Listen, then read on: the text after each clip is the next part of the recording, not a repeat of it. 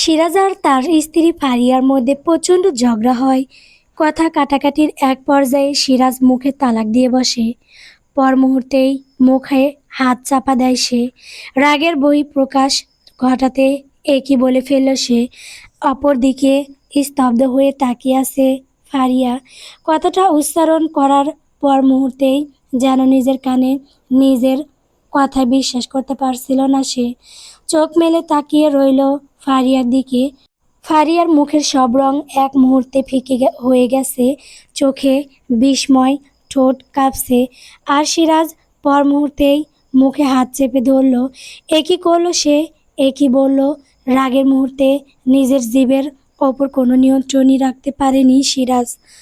অবাক ফারিয়া তাকিয়ে আছে তার দিকে, চোখে একরাশ অবিশ্বাস আর বুক ভাঙা কষ্ট। দুজনেই চুপ, দুজনেরই যেন নিজেদের মনের ভেতর একটা ঝড় বয়ে যেতে চলেছে। কিছু শব্দহীন ঝড় ভাঙনের পূর্বাভাস।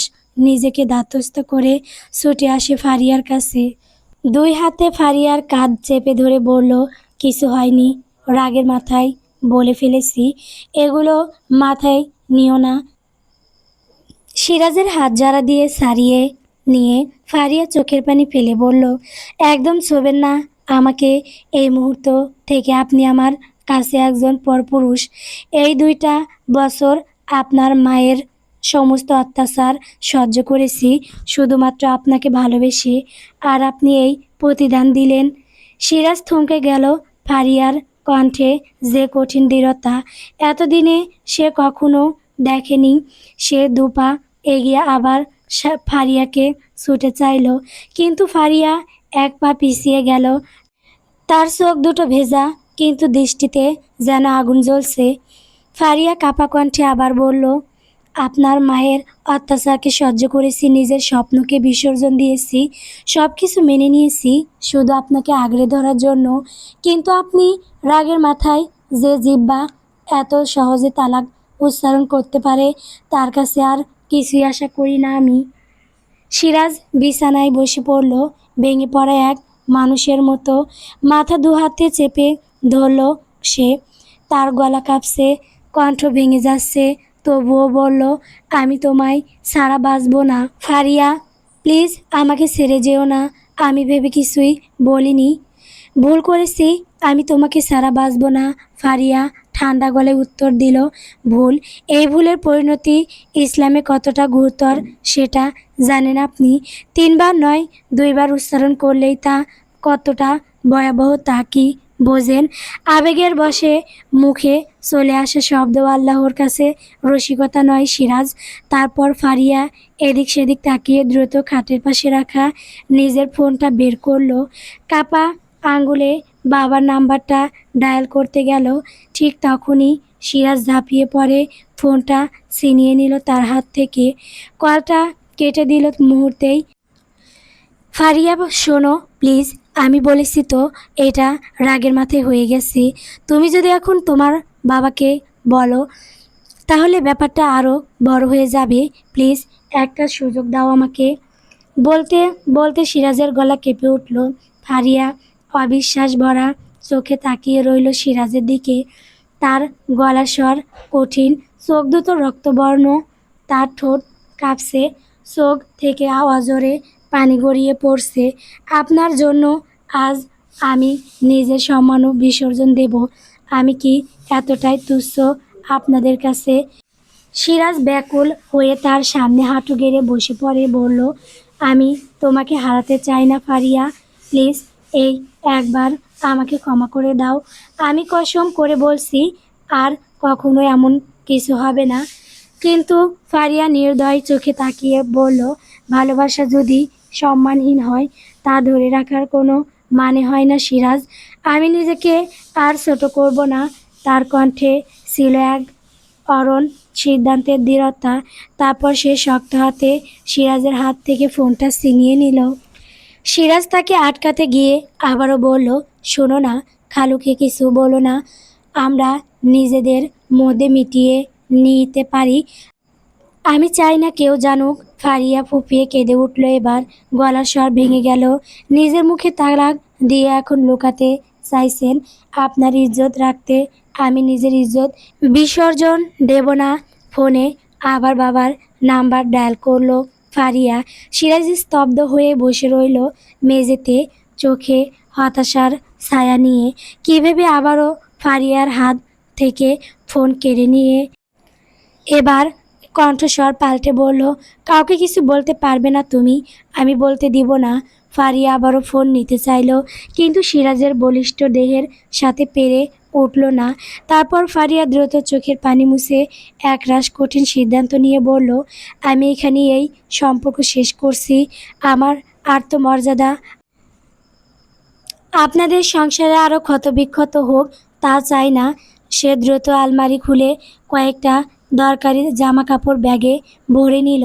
সিরাজ ছুটে এলো, ব্যাগটা ফারিয়ার হাত থেকে টানতে চাইল, কিন্তু ফারিয়া এবার কঠিন এক দৃঢ়তায় হাত সরিয়ে নিল।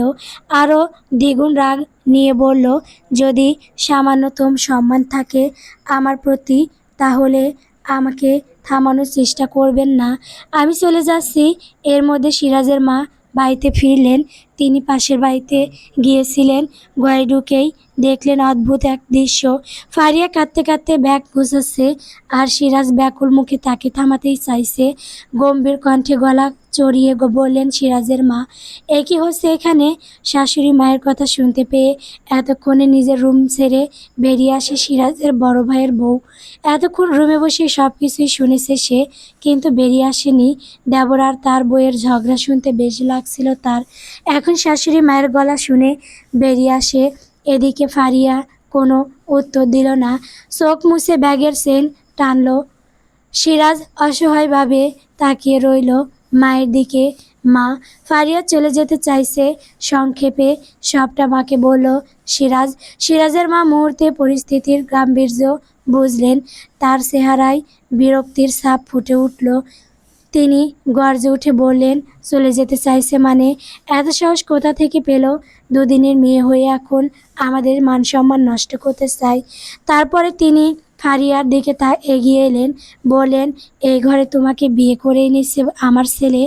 এই ঘর ছেড়ে যাওয়ার সাহস দেখাচ্ছ, তাও এমন ছোট্ট একটা কারণে? ফারিয়া মুখ তুলে তাকালো, চোখে বিস্ময় আর ক্ষোভ। তবুও শান্ত গলায় উত্তর দিল, 3 তালাক আপনার ছেলে মুখে উচ্চারণ করেছে। ইসলামে এটার কি মানে সেটা নিশ্চয়ই আপনিও জানেন। এই ঘরে আমার আর কোনো অধিকার নেই। সিরাজের মায়ের মুখে কিছুক্ষণ কথা আটকে রইল, তারপর জিদার গড়া মিতে ফেটে পড়লেন তিনি। রাগের মাথায় একটা কথা বেরিয়ে গেলে কি ঘর ভেঙে যাবে? এ কথায় তালাক হয় না, বুঝেছ? আজকালকার মেয়েরা একটু হলেই নিজের ইজ্জত, নিজের সম্মান এসব মুখে আনে। বিয়ে টিকিয়ে রাখতে জানতে হয়, সারাসারি করতে নয়। ফারিয়া এবার কঠিন হয়ে বলল, আপনার ছেলের বলা কথা যদি তুচ্ছ হয়, তাহলে আমার চোখের জলও তুচ্ছ ভাবুন। আমি কোনো তর্কে যাব না। আমি শুধু নিজের সম্মান রক্ষা করতে চাই। আমি এত কথা শুনতে চাই না তোমার থেকে। এসব নাটক বাদ দিয়ে যাও, গিয়ে রান্না বসাও। ফারিয়া তাচ্ছিল্যের হাসে, তাকে কাজের জন্যই প্রয়োজন তাদের, তাছাড়া আর কিছুই নয়। বোনকে অগাধ বিশ্বাস করে একমাত্র মেয়েকে তার হাতে তুলে দিয়েছিলেন শাহানা বেগম। ভাবেননি আপন বড় বোনের মুখোশের আড়ালে লুকিয়ে আছে এমন নির্মম রূপ। ফারিয়ার বিয়ের কয়েক মাস পরে সিরাজ বিদেশে চলে যায়, আর তখনই শুরু হয় ফারিয়ার দুর্বিষহ দিনগুলি। সিরাজের অনুপস্থিতিতে তার মা অর্থাৎ ফারিয়ার খালার অত্যাচার দিনে দিনে বাড়তে থাকে। কখনো রান্নায় সামান্য ভুল হলে গালিগালাজ, কখনো ভর দুপুরে কাজের বাহানায় বিশ্রাম না দেওয়া, আবার কখনো অকারণে অপমান। ফারিয়ার মনের কষ্টে কাঁদত, কিন্তু সিরাজকে কিছু বলতো না। ভেবেছিল একদিন সব ঠিক হয়ে যাবে। স্বামীকে কষ্ট দিতে চাননি কখনো। ফোনে কথা বলার সময় ফারিয়া হাসি মুখে কথা বলতো, চাপা দুঃখ লুকিয়ে রাখত, কিন্তু সময়ের সঙ্গে সঙ্গে তার সেই কৃত্রিম হাসিও ফিকে হতে শুরু করেছিল। মাঝে মাঝে কথা বলতে গিয়ে গলা কেঁপে উঠত, অজান্তেই চোখের কোণে ভিজে উঠত, কিন্তু ততদিনে অনেক দেরি হয়ে গেছে। ফারিয়া তার শাশুড়ির কথা বললে উল্টো সিরাজ রেগে কল কেটে দিত, কারণ আগে সিরাজের মা তার কানে নানান উল্টোপাল্টা কথা ঢালতে শুরু করে। ফারিয়া ঠিকমতো কাজ করে না, আমাদের অপমান করে, কথা বলে, শখ করে ছেলের বউ করে নিয়ে এসে এখন হাড়ে হাড়ে টের পাচ্ছি। সিরাজ শুরুতে বিশ্বাস করতে চায়নি, কিন্তু দিনের পর দিন যখন একই কথা শুনতে শুনতে ক্লান্ত হয়ে পড়ে, তখন মায়ের কথাতেই সন্দেহের বৃক্ষ গেঁথে গেল মনে। ফারিয়া নিষ্পাপ চোখের ভাষা পড়ার চেষ্টা না করেই সে মায়ের কথাকে সত্যি ভেবে নিল। ফলে হঠাৎ করেই সিরাজ ফোনে কথা বলা কমিয়ে দিল। অনেকদিন ফোন না করলে ফারিয়া নিজেই ফোন করত, আর সিরাজ বিরক্ত স্বরে বলতো, ব্যস্ত আছি, পরে কথা বলবো। ফারিয়ার বুকের ভেতরটা তখন মুচড়ে উঠত। স্বামীর কাছে একটু ভালোবাসার আশ্রয় খুঁজেছিল সে, কিন্তু সেই মানুষটি আজ অবহেলার দেওয়াল তুলেছে তার সামনে। একে তো সংসারের নিত্যদিনের অশান্তি, তার উপর স্বামীর এমন ব্যবহারে ফারিয়া ভেঙে পড়ল আরও বেশি। কান্না আর আড়াল করার কষ্টের মাঝেই চলছিল তার দিনগুলি। মাঝরাতে বিছানায় চুপি চুপি কাঁদত, মনে মনে দোয়া করত, আল্লাহ আমাকে সবর দাও, আমাকে সহ্য শক্তি দাও। যখনই ফারিয়া বাবার বাড়ি আসতো, মায়ের কাছে বসে চোখের জল ফেলে সমস্ত কষ্টের গল্প শোনাতো। মায়ের বুকটা ফেটে যেত কষ্টে, কিন্তু শাহানা বেগম লজ্জার ভয়ে শক্ত মুখ করে বলতেন, ভাগ্যে আছে মা, কি করবি, মানিয়ে নে, একদিন সব ঠিক হয়ে যাবে। মেয়েদের জীবনে বিয়ে একবারই হয়, এখন যদি সারাসারি হয়ে যায়, আত্মীয় স্বজনের কাছে মুখ দেখাবো কিভাবে? আমারই তো আপন বোন, কে জানে কার মনে কি আছে। আগে যদি জানতাম, তোকে ও বাড়িতে বিয়ে দিতাম। মায়ের কথায় ফারিয়া যেন আরও অসহায় হয়ে যেত। ভেতরটা চিৎকার করে উঠত, কিন্তু মুখে কিছু বলতো না। চোখের পানি লুকিয়ে আবার ফিরে যেত সেই বাড়িতে, আবারও সহ্য করত সব অপমান, সব যন্ত্রণা, শুধু এই আশায় যে একদিন বোধহয় সত্যি সব ঠিক হয়ে যাবে। কিন্তু সময় তো কারোর জন্য থেমে থাকে না। দিনের পর দিন, বছরের পর বছর ফারিয়ার আত্মমর্যাদা ভাঙতে ভাঙতে একদিন একেবারে চুরমার হয়ে গেল। সিরাজের অবহেলা, মায়ের বিষাক্ত কথা আর সংসারের নির্যাতন মিলে ফারিয়াকে শেষ করে দিল। ধীরে ধীরে ভেতরটা মৃত একটা শরীরে পরিণত হচ্ছিল। আর আজ সেই চাপা ব্যথা, জমে থাকা সব অসম্মান আর অবহেলার পাহাড়ে এক ঝড়ের মতো ফুঁসে উঠেছে। একটা শব্দের ভেতর দিয়ে সব কিছু শেষ করে দিয়েছে। সিরাজ নিজেই তালাক দিয়ে, এখন আর কোনো মানিয়ে নেওয়া নেই, এখন আর কোনো লোক লজ্জার হিসাব নেই। ভাঙা সম্পর্কের শেষ সীমানায় দাঁড়িয়ে ফারিয়া আজ নিজের অস্তিত্বটাকেই বাঁচানোর সিদ্ধান্ত নিয়েছে। দুপুর গড়িয়ে বিকেল হয়ে গেল, কিন্তু সিরাজ কিছুতেই ফারিয়াকে যেতে দিচ্ছে না। সিরাজের মা বিরক্ত হয়ে বললেন, এই মেয়েকে যেতে দে সিরাজ, তোর জন্য অনেক ভালো বউ খুঁজে এনে দেব। এমন পরিস্থিতিতে মায়ের এমন কথায় রেগে যায় সিরাজ, ধমকের স্বরে বলল, অনেক হয়েছে মা, তুমি আর কিছু বলতে এসো না, এক হাতের তালি বাজে না কখনো। আমি এখন বুঝতে পারছি আজকে তোমার জন্যই সব কিছু হয়েছে। আমাকে উল্টো পাল্টা কথা বলে মেজাজ খারাপ তুমি করেছো। সিরাজের কথা শুনে তার মা যেন হতভম্ব হয়ে গেলেন। এমন করে তো কখনো কথা বলেনি তার ছেলে। গলার স্বর কঠিন ছিল, চোখ দুটো রাগে টকটক করছিল। ফারিয়া বিস্ময়ে তাকিয়ে রইল সিরাজের দিকে। এতদিন পর হলেও সত্যটা এক মুহূর্তে বেরিয়ে এসেছে, কিন্তু এখন আর কিছুতেই মনের ক্ষত সেরে উঠবে না তার। ভেঙে যাওয়া বর্ষা আর ফিরে আসবে না। সিরাজ এবার ব্যস্তভাবে ফারিয়ার হাত ধরে বলল, ফারিয়া প্লিজ যেও না, ভুল হয়ে গেছে, সব ঠিক করে নেব। তোমার কাছে কথা দিচ্ছি, আজ থেকে কিছুই আগের মতো থাকবে না। ফারিয়া লিলিপ্ত ভঙ্গিতে হাত সরিয়ে নিল, চোখের কোণে শুকিয়ে যাওয়া জল, ঠোঁটে কঠিন এক রেখা, শান্ত অথচ ধীর কণ্ঠে বলল, বিশ্বাস কাছের মতো, একবার ভেঙে গেলে যতই জোড়া দেন দাগ থেকেই যায় সিরাজ। আজ যদি আপনি আর নিজের ভুল বুঝতে পারেন, তাহলে সেটাই আপনার শিক্ষা। কিন্তু আমার জন্য দেরি হয়ে গেছে, আমি আর এই অসম্মানের জীবনে ফিরতে পারবো না। কিন্তু সিরাজ নাছোড়বান্দা, কিছুতেই ফারিয়াকে ছাড়বে না। মনে হচ্ছিল যেন এত দিনে জমে থাকা ভালোবাসা একসাথে উতলে উঠেছে। এরই মধ্যে সিরাজের ভাবি এগিয়ে এসে বলল, আমি ফারিয়াকে বুঝিয়ে বলছি, তুমি রুমে চলে যাও। সিরাজ যেন এক টুকরো আশার আলো দেখতে পেল, না চাইতেও মাথা নিচু করে নিজের রুমে চলে গেল। অথচ রুমে ঢোকার সঙ্গে সঙ্গেই তার ভাবি এমনভাবে জোরে জোরে বলল যেন সিরাজ স্পষ্ট শুনতে পায়, মানুষ মাত্রই ভুল করে, আর যে ক্ষমা করতে জানে সেই মহৎ। এরপর ফিসফিস করে ফারিয়াকে বলল, আমার ফোন দিয়ে তোমার বাবাকে কল করো, বলো এসে তোমাকে নিয়ে যেতে, না হলে এই ছেলে কিছুতেই তোমাকে ছাড়বে না। নিজের সম্মান বাঁচাতে হলে তাড়াতাড়ি এখান থেকে চলে যাও। ভাবির কথা শুনে প্রথমে ফারিয়া কিছুটা অবাক হয়ে গেল, পরে মনে মনে একরকম তাচ্ছিল্যের হাসি হাসল। এই মহিলা যিনি কখনো তাকে আপন করে নেননি, বরং শাশুড়ির কান ভরে ফারিয়াকে নানাভাবে কষ্ট দিয়েছে, আজও চাইছে ফারিয়া যেন দ্রুত এ বাড়ি ছেড়ে চলে যায়। তবে অবাক করা ব্যাপার, নিজের অজান্তেই হয়তো তার ভালো চাইছে। ফারিয়া আর দেরি করলো না, চুপচাপ বাবির হাত থেকে ফোনটা নিল, কিন্তু বাবাকে কল দিতে গিয়েও হাত থমকে গেল। চোখের সামনে ভেসে উঠল বাবার শান্ত মুখ, মায়ের ভীত দৃষ্টি। এভাবে হঠাৎ চলে গেলে কি বলবে সবাই, মনে মনে দ্বিধা জাগলো তার। ভাবি আবার ফিসফিস করে তাগাদা দিল, তাড়াতাড়ি করো, এই ছেলে একেবারে পাগল হয়ে গেছে, যে কোনো সময় চলে আসতে পারে। হাত কাঁপলেও ফারিয়া অবশেষে বাবার নাম্বারে ডায়াল করলো। ফারিয়ার বাবা কল রিসিভ করতেই বলল, আব্বু তুমি এক্ষুনি একবার এখানে আসতে পারবে? ভীষণ দরকার ছিল।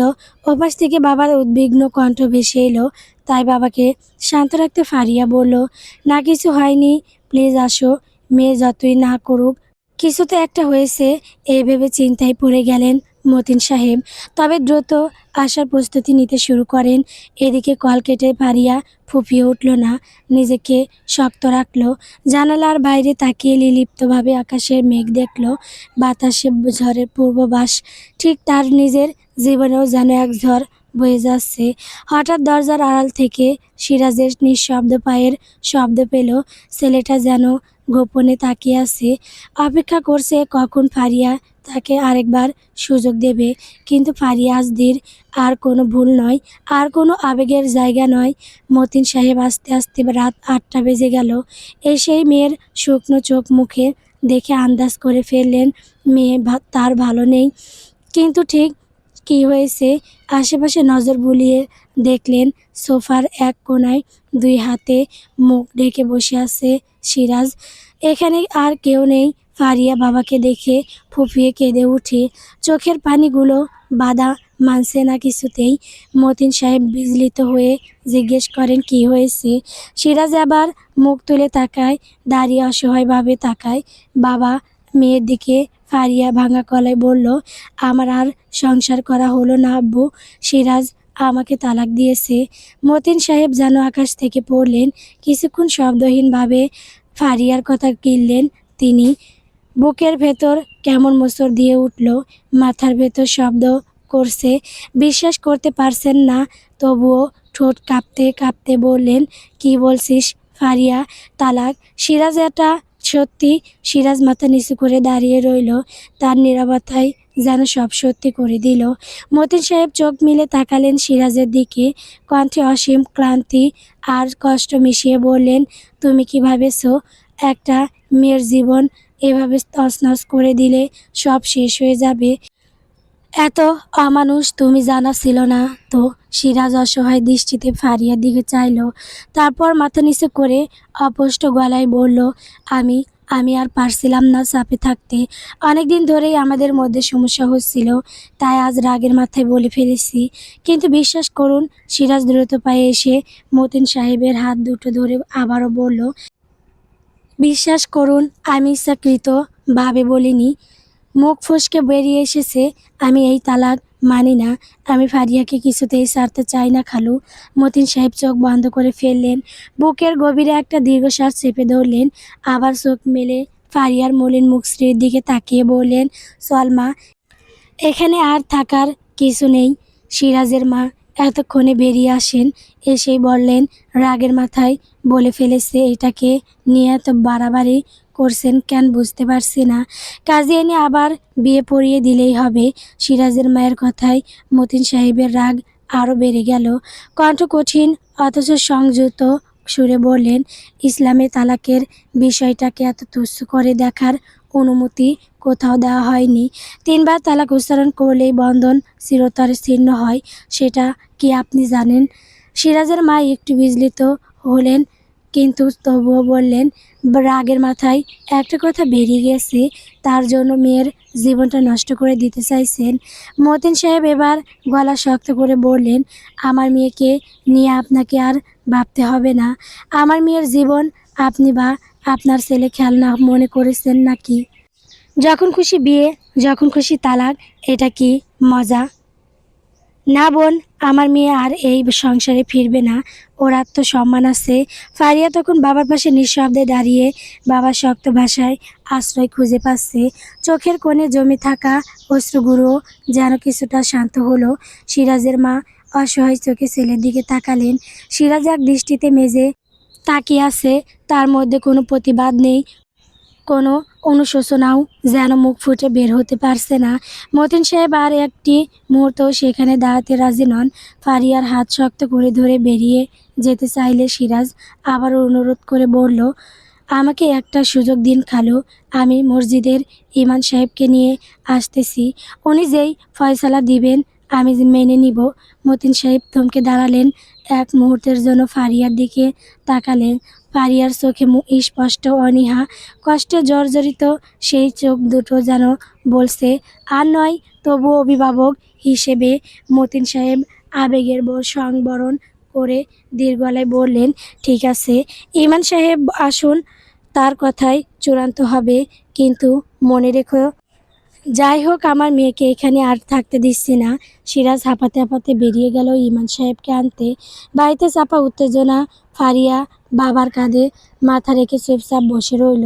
তার ভেতরেও জ্বর বয়ে যাচ্ছে।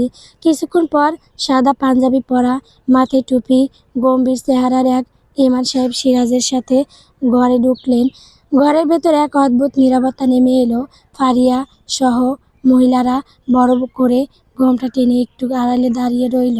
ইমাম সাহেব আসন গ্রহণ করে শান্ত গলায় বললেন, কী বিষয় বলুন। সিরাজ কাঁপা গলায় সব খুলে বলল, কীভাবে রাগের মাথায় 3 তালাক উচ্চারণ করেছে এবং এখন তা ফিরিয়ে নিতে চায়। ইমাম সাহেব পুরো বিষয় শুনে কিছুক্ষণ চুপচাপ রইলেন। তারপর গম্ভীর কণ্ঠে বললেন, ইসলামে তালাক খুব সহজ কোনো বিষয় নয়। আবার এটাকে খেলা ছেলে নেওয়া ভয়াবহ গুনাহ। যদি 3বার তালাকের শব্দ স্পষ্টভাবে উচ্চারিত হয়ে থাকে, তবে বিবাহ বন্ধন ইতিমধ্যেই শেষ। ঘরে নেমে এলো ভারী নীরবতা। আর স্পষ্ট ভাবে বোঝাতে ইমাম সাহেব রেফারেন্স সহ বললেন, ইসলামী শরিয়া মতে তালাক হচ্ছে বৈবাহিক সম্পর্ক ছিন্নকারী চূড়ান্ত পদক্ষেপ। দাম্পত্য জীবনের সমস্যা জটিল হয়ে পড়লে এবং সমস্যা নিরসনের আর কোনো উপায় না থাকলে তা থেকে নিষ্কৃতির পথ মাত্র। তাই তালাকের ক্ষেত্রে অত্যন্ত ভেবেচিন্তে পরামর্শের মাধ্যমে সিদ্ধান্ত গ্রহণ করা উচিত। তুচ্ছ ঘটনাকে কেন্দ্র করে তালাক দেওয়া, কথায় কথায় তালাক দেওয়া অন্যায়, তাই এ থেকে বেঁচে থাকা কর্তব্য। আর তালাক যেহেতু অত্যন্ত স্পর্শকাতর একটি বিষয়, তাই কেউ এই ক্ষমতার অপব্যবহার করলে কিংবা ভুল পন্থায় তা প্রয়োগ করলে সে একদিকে যেমন গুনাহগার হবে, অন্যদিকে তালাকও কার্যকর হয়ে যাবে। তাই কেউ যদি তার স্ত্রীকে 3 তালাক দিয়ে দেয়, জেনে হোক অথবা না জেনে, রাগের মাথায় হোক অথবা ঠান্ডা মাথায়, তাহলে 3 তালাক কার্যকর হয়ে সংসার বিচ্ছেদ হয়ে যাবে। এরপর থেকে 3 তালাক প্রাপ্তা স্ত্রীর সাথে পরস্পর দেখা সাক্ষাৎ ও মেলামেশা এবং ফোনে যোগাযোগ রাখা সম্পূর্ণ অবৈধ ও হারাম। 3 তালাকের পরেও একত্রে বসবাস করা, বৈবাহিক সম্পর্ক অটুট রাখা সুস্পষ্ট বেবিচার বলে গণ্য হবে। ফলশ্রুতিতে এই অবস্থায় সন্তান জন্মগ্রহণ করলে বাচ্চার বংশ পরিচয় বাবার থেকে প্রমাণিত হবে না, বরং ওই সন্তানকে জারজ সন্তান বলা হয়। আর শরীয়ত নির্ধারিত উত্তরাধিকারী উক্ত জারজ হবে না। যারা সন্তানের নিষ্পত্তি হয় তার মায়ের দিকে, সেই হিসাবে পরিচয়ের ক্ষেত্রে বাবার বদলে শুধু মায়ের নাম ব্যবহার করতে পারবে।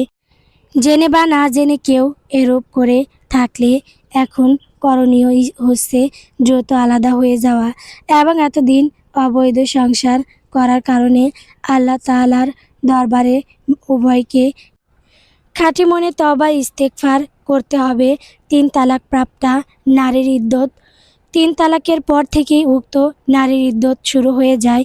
এরপর ইমাম সাহেব চলে গেলে মতিন সাহেব ধীরে ধীরে উঠে দাঁড়ালেন, গম্ভীর মুখে বললেন, আল্লাহ বিদা নয় আমার সন্তানের জন্য যথেষ্ট। আমার মেয়ে অপমানিত হয়ে আবার এ সংসারে ফিরবে না। চল ফারিয়া। ফারিয়া চোখের পানি মুছে বাবার হাত ধরল। শেষবারের মতো এই বাড়ির দেওয়ালগুলোর দিকে তাকালো। কত স্বপ্ন বোনা ছিল এখানে, অথচ সব ভেঙে গেল এক নিমেষেই। বুক ভরা কষ্ট নিয়েও শক্ত পায়ে এগিয়ে গেল নিজের সম্মান আর নতুন জীবনের পথে। পিছনে পড়ে রইল কিছু অবহেলিত সম্পর্কের ভাঙা টুকরো। ফাঁকা ঘরে একা দাঁড়িয়ে রইল সিরাজ, অনুতাপে ভেঙে পড়া এক মানুষের প্রতিচ্ছবি হয়ে। চারদিক জুড়ে নেমে এসেছে শুনশান নীরবতা। রাত গড়াচ্ছে দ্রুত, যেন সময়ও হাঁপিয়ে উঠেছে শখের ভারে। দুপুর থেকে কেউ মুখে কিছু তোলেননি। খিদের যন্ত্রণায় শরীর কাঁপছে সিরাজের মায়ের, তবু মুখে কিছু বলেননি এতক্ষণ। অবশেষে শক্ত হয়ে উঠে বড় ছেলের বউ রিনার ঘরে গেলেন। তিনি ক্লান্ত গলায় বললেন, শাহিনা বেগম, বড় বউ রান্নাটা বসিয়ে দিও। সবাই দুপুর থেকে না খেয়ে আসি, আমারও শরীরটা ভালো লাগছে না। রিনা তখন ঠোঁট বাঁকিয়ে গলা উঁচু করে বলল, এতদিন তো ফারিয়াই সব কিছু কেটে ধুয়ে ঠিক করে দিত, আমি শুধু রান্না করতাম। এখন ও যখন নাই, আপনি সব ঠিকঠাক করে দেন, তারপর আমি রান্না করব। এই কথা শুনে শাহিনা বেগম যেন বিষ খেয়ে বসেন। চোখ রাঙিয়ে গর্জে উঠলেন, তুমি আমাকে কাজের হুকুম দিচ্ছ? এত বছর সংসারে আছো, কখনো কি আমাকে এইসব করতে দেখেছো? রিনা লিলিপ্ত ভঙ্গিতে জবাব দিল, আপনি এত দিন করেন নাই, তাই বলে কি এখন পারবেন না নাকি? আপনি সব কিছু গুছিয়ে দিলে তবেই রান্না করব, না হলে আমি পারবো না। ঘরে যেন থমকে গেল বাতাস। রাগে থরথর করে কাঁপতে লাগলেন শাহিনা বেগমের গলা। পেটে খিদা, অবহেলার তীব্র কাঁটা সব মিলিয়ে যেন এক অপার ক্লান্তি ছড়িয়ে পড়ল বাতাসে। শাহিনা বেগম চুপচাপ দাঁড়িয়ে থাকলেন কিছুক্ষণ। রিনার চোখে মুখে কোনো অনুশোচনার ছাপ নেই, যেন স্বাভাবিক কথাবার্তা বলেছে। বুকের ভেতর হাহাকার করে উঠল শাহিনা বেগমের। তিনি ধীরে ধীরে ফিরে এলেন নিজের ঘরে। দরজাটা বন্ধ করে থম মেরে বসে রইলেন কিছুক্ষণ। এরপর গলায় বললেন, আমার সংসারটা কি ফারিয়ার ভরসায় ছিল? এরপর দরজাটা খুলে বেরিয়ে এলেন রান্নাঘরের দিকে। কোনো শব্দ না করে ধুয়ে ফেললেন ডাল, চাল, সবজি। হাঁড়িতে পানি তুলে চুলায় চাপালেন। রিনা তখন পাশের ঘর থেকে উঁকি দিয়ে দেখে বলল, সব কিছু ঠিক করেছেন, এবার দিন আমি রান্না করে ফেলি। শাহিনা বেগম কিছু বললেন না, শুধু মুখ ফিরিয়ে শান্ত গলায় বললেন, আজ আমি নিজেই করব, এখনও আমি মরিনি। রিনার মুখে কোনো কথা থাকলো না। শাহিনা বেগম রান্নায় মন দিলেন। প্রতিটি নড়াচড়াই যেন এক ধরনের রাগের ছাপ। রাত 11:30টার দিকে মূল ফটকের দরজায় শব্দ হলো। একটু পরেই ঘরে পা রাখলেন মতিন সাহেব, সঙ্গে ফারিয়া। দরজা খুলে চমকে উঠলেন শাহিনা বেগম। এই তো সন্ধ্যায় তাড়াহুড়ো করে বেরিয়ে গিয়েছিলেন মতিন সাহেব, কিছু বলেও যাননি, আর এখন একেবারে অপ্রত্যাশিতভাবে মেয়েকে সঙ্গে নিয়ে ফিরে এলেন। ফারিয়া বিস্ময়ে বলে উঠলেন। তিনি অবাক দৃষ্টিতে তাকিয়ে রইলেন মেয়ের দিকে। ক্লান্ত ফ্যাকাশে মুখ, তবে চোখে ভরপুর শান্তি আর মায়ের মুখ দেখার আনন্দ। ওদিকে ফারিয়ার ছোট ভাই বোনরা দৌড়ে এলো তার দিকে। আপু, ছোট বোনটা ফারিয়ার হাত ধরে বলল, আপু কেমন আছো? তুমি আসবে আগে বলনি কেন? তাহলে আম্মু তোমার জন্য অনেক কিছু রান্না করে রাখতো। ফারিয়া হেসে তাদের জড়িয়ে ধরল, চোখ দুটো ঝাপসা হয়ে এলো আনন্দে। মায়ের কোলে ফিরে আসার যে শান্তি তা কোনো শব্দে বোঝানো যায় না। শাহানা বেগম অস্ফুট কণ্ঠে বললেন, তুই হঠাৎ এই রাতে? মতিন সাহেব শুধু বললেন, সব কথা পরে বলবো, আগেও একটু বিশ্রাম নিক। স্বামীর কথায় শাহানা বেগম তখন আর কিছু বলেননি ঠিকই, তবে মনের ভেতর কেমন যেন অস্থিরতা জেগে উঠেছে। হঠাৎই মেয়ের চোখে ভেজা কণ্ঠস্বর, ক্লান্ত চেহারা আর সেই নীরবতা তার মনে প্রশ্নের পাহাড় জমিয়ে তুলেছে। কিন্তু বাহিরে তিনি সব কিছু স্বাভাবিক রাখার চেষ্টা করলেন। মুখে এক চিলতে হাসি টেনে মেয়েকে বললেন, তুই হাত মুখ ধুয়ে নে, আমি তোর জন্য খাবার গরম করে দেই। রান্নাঘরে ঢুকে চুপচাপ কাজ করতে করতে শাহানা বেগমের মাথায় ঘুরপাক খেতে লাগলো হাজারটা চিন্তা। ফারিয়ার মুখ এত শুকনো কেন? চোখে এত বিষণ্ণতা কেন? কিছু লুকাচ্ছে না তো? সিরাজ কোথায়? ও তো এলো না। তার ভেতরের এই অস্থিরতা তাকে তাড়িয়ে নিয়ে বেড়ালো, কিন্তু মুখে একটাও প্রশ্ন করলেন না। শুধু মেয়ের প্লেটে খাবার তুলে দিয়ে বললেন, ভাতটা একটু গরম করে দিলাম, খেয়ে নে মা। মনে হচ্ছে তুই কিছুই খাসনি সারাদিন। ফারিয়া মায়ের মুখের দিকে তাকালো, সেই চিরচেনা স্নেহ, কিন্তু তার চোখের গভীরে যেন ছিল এক রকমের সংস্কার। ফারিয়া আর কিছু বলতে পারল না, শুধু মাথা নিচু করে চুপচাপ বসে পড়ল খাওয়ার জন্য। শাহানা বেগম বুঝলেন কিছু একটা হয়েছে, বড় কিছু, কিন্তু সময়ের অপেক্ষায় রইলেন, কারণ তিনি জানেন মা হয়ে কখনো কখনো সব প্রশ্ন চেপে রেখে শুধু পাশে থাকা জরুরি হয়। রাতটা কেমন যেন বোবা এক নীরবতায় কেটে গেল। ফারিয়া চুপচাপ খেয়ে নিজের ঘরে চলে গেল। শাহানা বেগম একটু পরেই ওর ঘরের দরজার সামনে এসে দাঁড়ালেন, হাত বাড়ালেন দরজায় টোকা দেওয়ার জন্য, কিন্তু হাতটা স্থির হয়ে গেল মাঝপথে। মন বলল, এখন নয়, সময় হলেই ও নিজেই বলবে। পরদিন ফজরের নামাজ শেষে শাহানা বেগম কোরআন পড়ছিলেন। পাশে রাখা তসবিটা হাতে নিতেই মেয়ে এসে তার সামনে চুপ করে দাঁড়ালো। চোখ লাল, মুখ শুকনো, কিন্তু ভেতরে যেন এক সিদ্ধান্ত নিয়ে এসেছে। আম্মু একটা কথা বলবো। শাহানা বেগম তসবি গুটিয়ে পাশে রাখলেন, ফারিয়াকে পাশে ইশারা করে বসতে বললেন। ফারিয়ার গলা কেঁপে উঠল, অনেকক্ষণ চুপ করে থেকে বলল, আমার আর সংসার রইল না আম্মু, সিরাজ আমাকে তালাক দিয়েছে। এটা বলে ফুপিয়ে কেঁদে ওঠে শাহানা বেগম। যেন শূন্য হয়ে গেলেন, মুখ ফ্যাকাশে হয়ে গেল, ঠোঁট কেঁপে উঠল। কিছুক্ষণ চুপ থেকে তিনি শুধু বললেন, তোমার বাবা রাতে আমাকে সব কিছু বলেছে। তারপর শাহানা বেগম মেয়েকে বুকে জড়িয়ে নিলেন, কান্না চেপে রাখা চোখ বেয়ে অশ্রু গড়িয়ে পড়ল।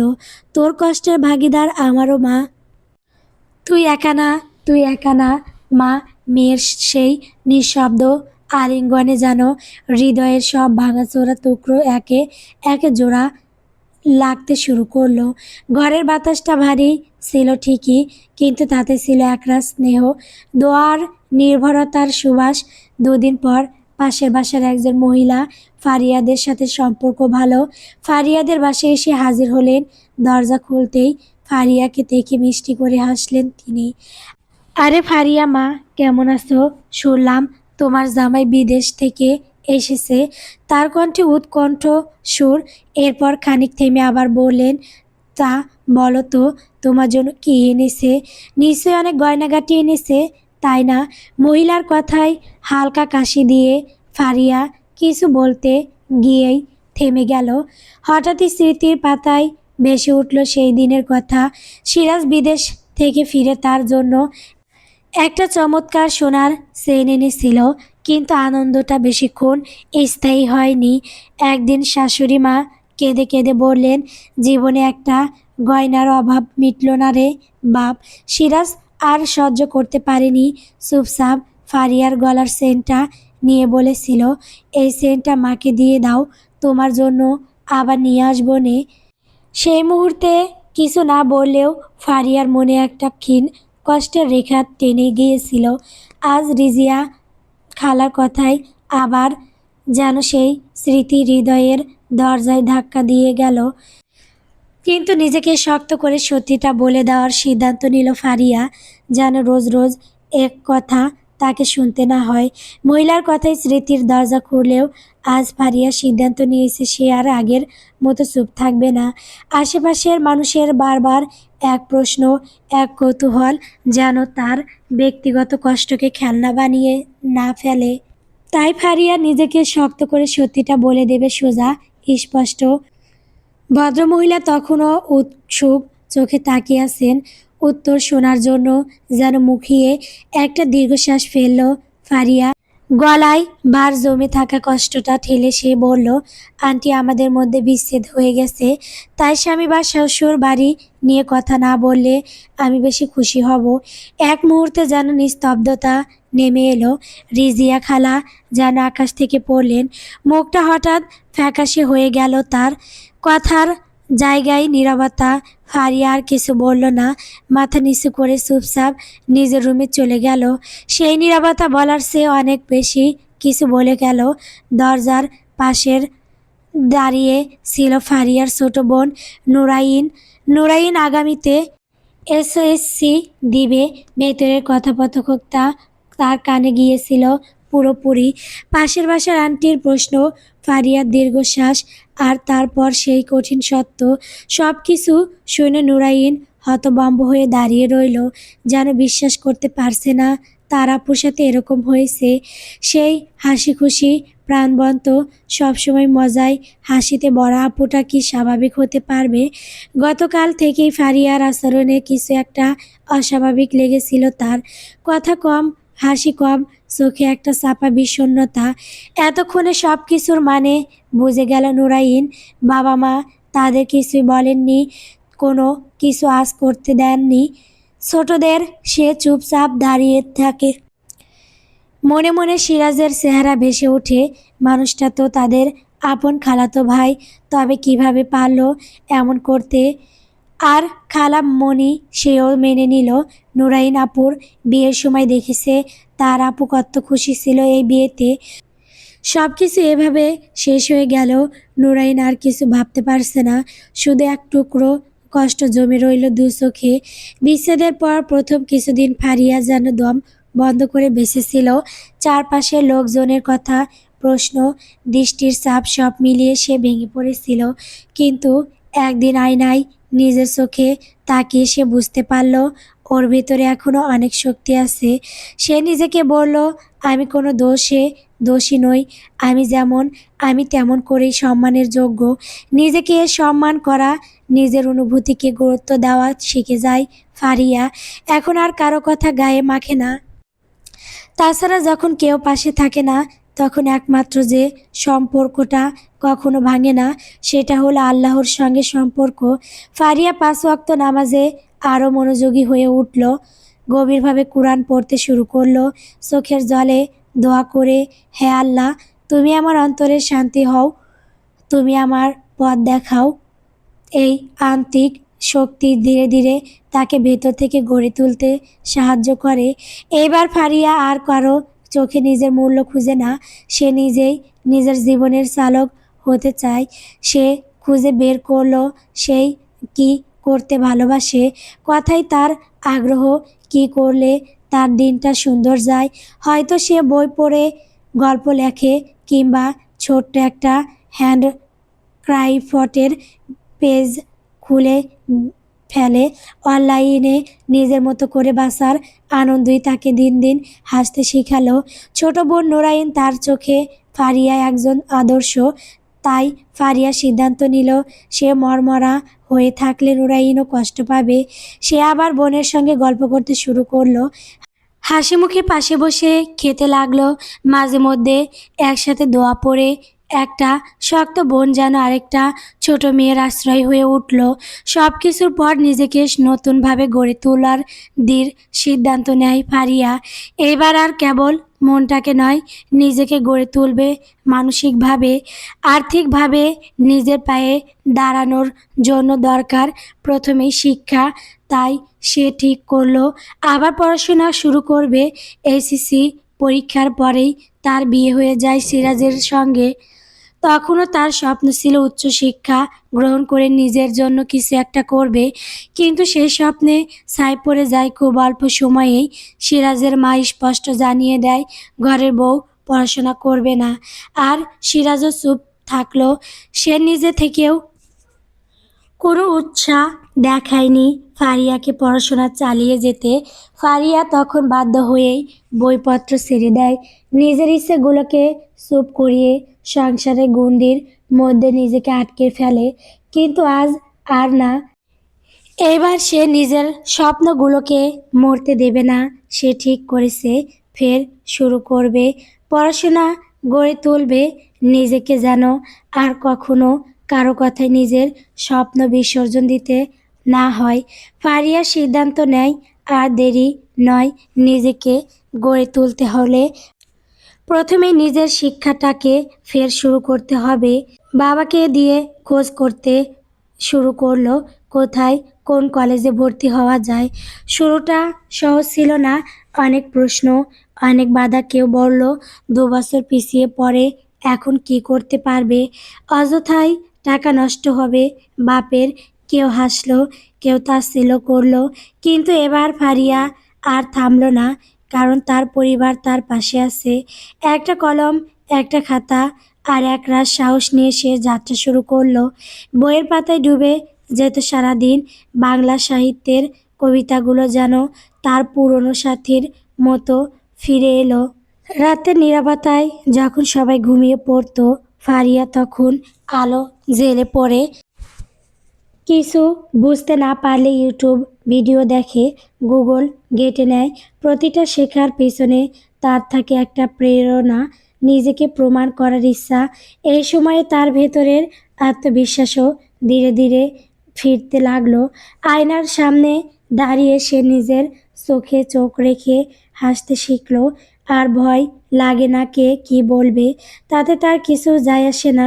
সে জানে আল্লাহ তার মেহনত দেখছেন, আর আল্লাহর কাছে সে প্রতিদিন হাত তুলে দোয়া করে, হে আল্লাহ, তুমি আমার জ্ঞান বাড়িয়ে দাও, আমাকে হেদায়েত দাও এবং আমাকে শক্ত রাখো এই পথে। পড়াশোনার ফাঁকে ফারিয়া ছোট ছোট কাজও খুঁজে নিতে লাগলো। অনলাইনে গল্প শেখা, প্রাইভেট টিউশন, কিছু টাকা জমতে লাগলো হাতে। যেটুকুই হোক সেটা তার নিজের অর্জন, নিজের ঘামে উপার্জন। এই অর্থের প্রতি তার আলাদা গর্ব। একদিন নুরাইন বলল, আপু, তোমাকে আগের থেকে অনেক বেশি সুন্দর দেখাচ্ছে এখন। ফারিয়া হেসে বলল, জানি না আমি দেখতে কেমন, কিন্তু এখনও নিজেকে হারিয়ে ফেলিনি, এটাই বড় কথা। এভাবেই ফারিয়া নতুন জীবনের পথে হাঁটতে শুরু করলো, শক্ত হাতে কলম ধরে, মনের ভেতর আল্লাহর উপর ভরসা রেখে। সে জানে এখনও অনেক পথ বাকি, কিন্তু সে একা নয়, আল্লাহ তার সাথেই আছেন। বছরখানেক পর পড়াশোনার আর নিজেকে গড়ে তোলার ব্যস্ততায় সে আর আগের মতো হাহাকার করে না। চোখে জল ফেললেও সেটা কেবল আল্লাহর দরবারেই। ফারিয়া বুঝে গিয়েছে মানুষের কাঁধ খুঁজে জীবনের ভার নামানো যায় না, আল্লাহই একমাত্র ভরসা। একদিন ফারিয়া ভার্সিটি থেকে ফেরার সময় গাড়ির জন্য দাঁড়িয়েছিল রাস্তার পাশে, রোদে ঘামছে, কিন্তু তার মুখে এক চিলতে হাসি, কারণ সে জানতো এই হাসিটা এসেছে নিজের কষ্ট, পরিশ্রম এবং লড়াইয়ের পুরস্কার হিসেবে। হঠাৎ পিছন থেকে এক আওয়াজ, ফারিয়া আপু, আপনি কি সত্যি এবার পরীক্ষায় অংশ নিচ্ছেন? চোখ ফেরাতেই দেখা গেল পাড়ার এক মেয়ে তনবি, অনার্স প্রথম বর্ষেই ফাইনাল পরীক্ষা দিবে। অনেক দিন ধরেই ফারিয়াকে দেখে মুগ্ধ। ফারিয়া মৃদু হেসে বলল, হ্যাঁ, রেজিস্ট্রেশন করেছি, এবার তোদের সাথেই পরীক্ষা দিব। তনবীর চোখে অবাক বিস্ময়, আপু, আপনাকে দেখে সাহস হয় আমার। ভাবতাম বিয়ে হলে সব শেষ, কিন্তু আপনি তো উল্টো প্রমাণ করলেন। ফারিয়া তনবীর কাঁধে হাত রেখে, চোখে কোমল দৃঢ়তা, জীবনে কিছুই শেষ হয় না যদি ইচ্ছা থাকে। শুধু মানুষের নয়, আল্লাহর উপর ভরসা রাখবি, দেখবি পথ খুলে যাবে ইনশাআল্লাহ। এইভাবে ফারিয়া হয়ে উঠছিল অনেকের অনুপ্রেরণা। নুরাইন এখন বেশি করে বোনকে অনুসরণ করে। মাও আগের তুলনায় অনেক বেশি কাছের হয়ে উঠেছেন। রাতের বেলায় ফারিয়া বসে বসে নিজের জীবনের অভিজ্ঞতা নিয়ে ছোট ছোট লেখালেখি শুরু করেছে। হয়তো কোনো একদিন নিজের গল্প বই আকারে প্রকাশ করবে। সেই গল্পে থাকবে বেদনা, ভাঙা সম্পর্ক, আবার ঘুরে দাঁড়ানো আর অটুট বিশ্বাসের কথা। এভাবেই ফারিয়ার জীবন এক নতুন সূর্যের আলোয় আলোকিত হতে লাগলো। এটা ভাঙনের গল্প না, এটা ঘুরে দাঁড়ানোর গল্প। আল্লাহর রহমতে একজন মেয়ে কিভাবে নিজের স্বপ্নকে আবার কাঁধে তুলে নিতে পারে, সেটার নামই ফারিয়ার জার্নি। এর মাঝে খবর এসেছে সিরাজ আবার বিয়ে করেছে। কথা শুনে ফারিয়ার মন খারাপের বদলে হাসি পেল। কারণ সিরাজ বলেছিল ফারিয়াকে ছাড়া নাকি সে বাঁচবে না। কথায় গেল তার সেই ডায়লগ। একদিন নুরাইন হঠাৎ এসে বলল, সিরাজ ভাই আবার বিয়ে করেছে। কথাটা শুনে ফারিয়া এক মুহূর্ত চুপ করে গেল। হয়তো কেউ ভাববে সে ভেঙে পড়বে, চোখে জল আসবে, বুক ফেটে কান্না বের হবে। কিন্তু অবাক করার মতো ফারিয়ার মন খারাপ হলো না, বরং ঠোঁটের কোণে এক টুকরো তাচ্ছিল্যের হাসি ফুটে উঠল। আচ্ছা, সে তো বলেছিল আমাকে ছাড়া নাকি সে বাঁচতে পারবে না। কোথায় গেল তার সেই ডায়লগগুলো? ফারিয়া জানে মানুষ বদলে যায়, মুখের কথা দিয়ে জীবন চলে না। চলে আস্থা, মূল্যবোধ আর সত্যিকারের ভালোবাসায়। সিরাজ হয়তো তার জীবন থেকে সরে গেছে, কিন্তু সেই ফাঁকা জায়গা আর শূন্য নেই। সেই জায়গা এখন পূর্ণ হয়েছে আত্মসম্মান, আল্লাহর ওপর ভরসা আর নিজের প্রতি বিশ্বাস দিয়ে। ফারিয়া চুপ করে দোয়া করল, হে আল্লাহ, আমার মতো মার কোনো মেয়েকে কষ্ট পেতে দিও না। তাকে তুমি হেদায়েত দাও, আর আমাকে তুমি আগের চেয়ে আরও বেশি শক্ত করো, যেন আমি নিজেকে হারিয়ে না ফেলি আর কখনো। কয়েক মাস পর ফারিয়ার পরীক্ষা শুরু হলো। সবার চোখে আড়ালে নিঃশব্দে এক যুদ্ধ চালিয়ে যাচ্ছে সে। সকালে উঠে নামাজ পড়ে শুরু হয় তার পড়াশোনা। তারপর একের পর এক অধ্যায়, অনুশীলন, রিভিশন। নিজেকে সে ভেঙে গড়ে নিচ্ছে এক অনিশ্চিত ভবিষ্যতের আশায়। এই সময়েই একের পর এক বিয়ের প্রস্তাব আসতে থাকে মতিন সাহেবের কাছে। কেউ বলছে ছেলেটা ডাক্তার, কেউ বলছে বিদেশে থাকে, কেউ আবার পারিবারিকভাবে খুব সম্ভ্রান্ত। কিন্তু মতিন সাহেব প্রতিবারই মাথা নেড়ে বলেন, আমার মেয়েটা এখন পড়ছে, এখনই কোনো সিদ্ধান্ত নিতে চাই না। তবে একদিন শাহানা বেগম আর চুপ থাকতে পারলেন না। ধীরে ধীরে পাশে এসে দাঁড়িয়ে মৃদু কণ্ঠে বললেন, মেয়ে হয়ে জন্মেছে, আজ না হোক কাল ওকে শ্বশুরবাড়িতেই যেতে হবে। আমরা তো আর সারা জীবন থাকবো না। আজ আছি, কিন্তু কাল থাকবো, এর কোনো গ্যারান্টি কি আছে? তার কণ্ঠে ভেজা কষ্ট, এক ধরনের মায়াভরা দুশ্চিন্তা। ওপাশে বসে থাকা ফারিয়া কথাগুলো শুনে চুপ করে যায়। মা যেন একটা অদৃশ্য বাস্তবতার মুখোমুখি করলো তাকে। চোখের সামনে বই খোলা, কিন্তু অক্ষরগুলো কেমন যেন ঝাপসা হয়ে আসে। বুকের ভেতর হালকা একটা কষ্ট জমে। নিজের স্বপ্নের পাশে মা বাবার সংখ্যাও বুঝে যায় সে।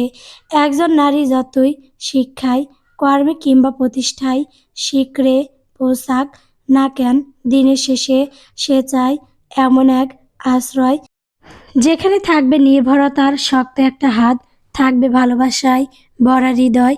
এ দুনিয়ার খরক্ষতা থেকে তাকে বাঁচিয়ে রাখবে যে পুরুষ, তার ভরসায় গড়ে উঠবে জীবনের নিরাপদ এক ঘর। নারীর হৃদয়ের গভীরে লুকিয়ে থাকা এই চাওয়াই প্রমাণ করে সে একা পরিপূর্ণ নয়। তাই তো পরম করুণাময় আল্লাহ নারী পুরুষকে একে অপরের পরিপূরক করে সৃষ্টি করেছেন। তিনি পুরুষকে করেছেন নারীর অভিভাবক, আর নারীকে করেছেন পুরুষের প্রশান্তির উৎস। এভাবেই ইসলাম নারীকে দিয়েছে মর্যাদা, নিরাপত্তা আর ভালোবাসার এক অনন্য ছায়া। ভালোভাবেই সবগুলো পরীক্ষা দিয়ে শেষ করেছে ফারিয়া, আলহামদুলিল্লাহ। এবার রেজাল্টের অপেক্ষা। শেষ পরীক্ষা দিয়ে এসে মনটা খুব ফুরফুরে লাগছে ফারিয়ার। তাই মায়ের হাতের হাতে কাজ করে দিচ্ছে। এমনিতেও সে মাকে সাহায্য করে কাজে, কিন্তু পরীক্ষা শুরু হওয়ার পর থেকে শাহানা বেগম মেয়েকে কাজ করতে দিতেন না। মেয়ের যেন পড়ায় ব্যাঘাত না ঘটে, সেজন্য আজকে সন্ধ্যার আলোয় রান্নাঘর জুড়ে বাস্তবতা। মেয়ের পরীক্ষা শেষ হওয়াতে শাহানা বেগম আজকের নাস্তার জন্য তৈরি করছেন আলুর চপ, বেগুনি আর পেঁয়াজু। পাশে ফারিয়া দাঁড়িয়ে ভাবছে। একে একে সব কিছু কড়াইয়ের গরম তেলে ভাজতে ভাজতে ঘ্রাণ ছড়িয়ে পড়ছে সারা ঘরে। নুরাইন আর তাদের ছোট্ট ভাই রনি একটু পর পর এসে দেখছে বানানো শেষ হলো কিনা।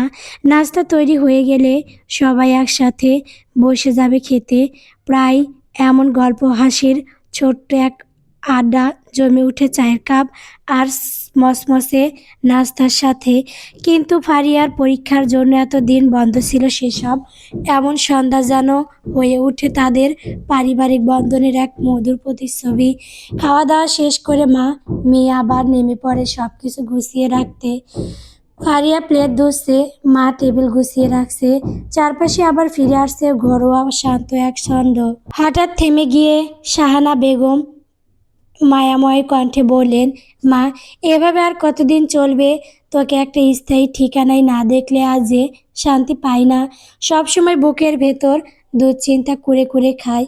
এই দুনিয়ার মানুষ যেমন সবাই ভালো না, তেমনি সবাই খারাপও না। অনেক সময় দ্বিতীয় বিয়ে মেয়েদের ভাগ্য খুলে দেয়। আল্লাহর ওপর ভরসা রাখ, দেখবি তোকে আল্লাহ অনেক সুখী দেবে। মায়ের কথাগুলো যেন ফারিয়ার হৃদয়ের গভীরে নাড়া দেয়। সে এক মুহূর্তের জন্য থেমে যায়, হাতের কাজও স্তব্ধ হয়ে পড়ে। চোখের কোণে জমে ওঠে অনুভবের এক নীরব জলরাশি। মুখে কোনো কথা না থাকলেও মনে চলতে থাকে না বলা অনেক কিছু। কিছুক্ষণ নীরবতা ভেঙে আবার কাজের গতি ফিরে। ফারিয়ার হাতে প্লেটগুলো ধুয়ে এক পাশে রাখে, টুকটাক সব গুছিয়ে নিয়ে। এরপর ধীরে ধীরে মায়ের পাশে গিয়ে দাঁড়িয়ে মৃদু কণ্ঠে বলে, আম্মু, এখনই না, প্লিজ, আমাকে আর কয়েক বছর সময় দাও। আমি এখন মন দিয়ে পড়ালেখা করতে চাই, নিজের পায়ে দাঁড়াতে চাই। আর যদি কখনো মনে হয় কাউকে আবার বিশ্বাস করা যায়, তখন ভেবে দেখব, ইনশাআল্লাহ। শাহানা বেগম মেয়ের দিকে তাকিয়ে থাকেন কিছুক্ষণ। কিছু না বললেও তার চোখে মুখে মিশে থাকে মায়া, চিন্তা আর দোয়ার ছায়া। মেয়ে যেন সত্যি নিজের মতো করে জীবন গুছিয়ে নিতে পারে। তাই মেয়ের কথাগুলো শুনে নিঃশব্দে মাথা নাড়লেন। তিনি জানেন ফারিয়া মনের দিক থেকে এখনও ভীষণভাবে আঘাতপ্রাপ্ত। মেয়ের চোখে যে গভীর ক্লান্তি আর সতর্কতা, তা একজন মায়ের চোখ এড়িয়ে যায় না। ঘর নিস্তব্ধ। ফারিয়া নিজের ঘরের বারান্দায় গিয়ে গ্রিলের পাশে বসে যায়। বাইরে তাকিয়ে চাঁদের আলোয় ভেসে যাওয়া গাছের ছায়া দেখে সে ভাবতে থাকে, জীবনটা কি আবার নতুন করে শুরু করা যায়? কত স্বপ্ন, কত ভরসা ভেঙে গিয়েছিল তার। তবুও সে আজ আর সেই আগের মতো ভেঙে পড়া ফারিয়া নয়। নিজেকে তৈরি করার লড়াইয়ে সে এখন আরও ধীর, আরও স্থির। রাতের নিস্তব্ধতায় আকাশের দিকে তাকিয়ে ফারিয়া একটি ছোট্ট দোয়া করে, হে আল্লাহ, আমাকে হেদায়েত দাও, আমাকে সেই পথ দেখাও যা আমার জন্য কল্যাণকর। আমাকে এমন কাউকে দিও যে আমার ভাঙা বিশ্বাস জোড়া দিতে পারে। কিছুদিন পর শাহানা বেগমের ফোনে কল দেয় তার ছোট ভাইয়ের বউ। শুরুতে কুলসাদি জিজ্ঞেস করার পর আচমকাই প্রশ্ন করে বসলেন, আপা, আপনি কিছু শুনেছেন? শাহানা বেগম কিঞ্চিত চমকে উঠে বললেন, না তো, কি শুনবো? ওপাশ থেকে ব্রু কুঁচকে গলা নামিয়ে বললেন, সিরাজ তো নাকি নতুন বউকে নিয়ে বিদেশে চলে গেছে। আপা কল দিয়ে আপনার ভাইয়ের সাথে কতক্ষণ বিলাপ করলো আর নতুন বইয়ের নামে যাচ্ছে তাই বলল। শাহানা বেগম কয়েক মুহূর্ত চুপ থাকলেন। স্মৃতির গহীনে ভেসে উঠল মেয়ের ভাঙা সংসার, অশ্রুসিক্ত চোখ, হঠাৎ ফ্যাকাশে হয়ে যাওয়া মুখটা। একটা দীর্ঘশ্বাস ফেলে তিনি বললেন, আমার মেয়ে সুখী হতে পারেনি, ঠিক আছে, হয়তো কপালে ছিল না, কিন্তু তাতে কি? আমি তো চাই দুনিয়ার সব মেয়েরা সুখী হোক। তার কণ্ঠ ধরে এলো, চোখের কোণে জমে উঠল অপ্রকাশিত কষ্টের জল। ধীরে বলে উঠলেন, মেয়েরা যখন অশান্তিতে থাকে তাদের মনটা কেমন করে জানো? তা শুধু মেয়েরা নয়, তাদের বাবা মাও বুঝতে পারে একটা মেয়ের কষ্ট আসলে একটা পুরো পরিবারের বুক ভেঙে দেয়। আপা ওপাশ থেকে স্তব্ধ গলা। শাহানা বেগম আবারও বললেন, কারো ঘর ভাঙুক এমন কথা আমার মন চায় না। সে আমার মেয়ে হোক আর পরের মেয়ে, আল্লাহ যেন সব নারীর কপালে শান্তি লেখে, এটাই চাই। হ আপা, এটাই। আমার ননাস একদিন ঠিকই বুঝতে পারবো যে কি হারাইছে তিনি। সেসব কথা থাক, এখন রাখছি, অনেক কাজ বাকি আছে। কল কেটে চুপ করে কিছুক্ষণ বসে রইলেন শাহানা বেগম। আত্মীয়তার সম্পর্ক হওয়ার যা ঘটে সবই চলে আসে শাহানা বেগমের কাছে। তবে তিনি ঠিক করলেন এ কথা ফারিয়াকে জানাবেন না। নতুন করে মেয়েটা কষ্ট পাক তিনি চান না। বিয়ের রাতে সিরাজ বুঝতে পারে তার দ্বিতীয় স্ত্রী একজন অতিমাত্রায় বদমেজাজি নারী। তার যা চায় তা পেতেই হবে, যে কোনো মূল্যে, যে কোনো উপায়ে। এই আচরণে মুহূর্তেই সিরাজের মনে পড়ে যায় ফারিয়ার কথা। কত শান্ত স্বভাবের মেয়ে ছিল সে। সংসারের শেষ দিনের আগে পর্যন্ত কখনো উচ্চ স্বরে কথা বলেনি, কখনো দাবি করেনি কিছু।